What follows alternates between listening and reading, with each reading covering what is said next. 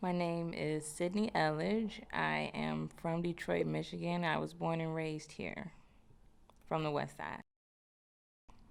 Being black has such a negative connotation. I wanted to photograph these young men and women in a way that displays their purpose, that displays their confidence, and shows them in a different light than the world sheds on them.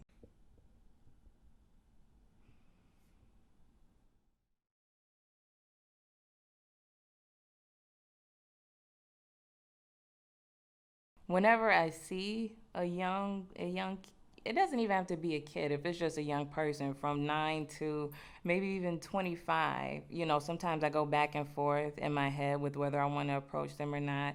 I remember one day I was driving down the street and I went around the block because I changed my mind and I knew that I wanted to approach that person. Sometimes I just have to think about it. Sometimes it's an impulse and I just do it. It depends on the feeling.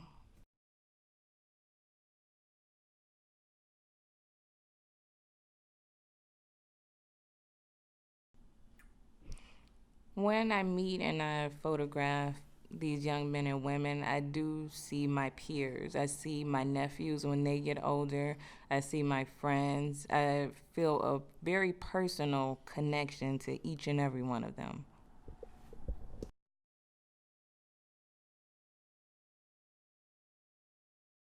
Okay. Yeah. There was a young man named Deontay Mitchell. He was 13 years old. And I remember watching the news and seeing it on my Twitter feed that he was missing. And I just remember praying really, really hard that they found him. For some reason, it just really bothered me that he was missing. And unfortunately, he was found dead in an abandoned field on the east side. And it just really broke my heart. I mean, just really thinking about this project, and I think that he could have been one of those young men that I approached.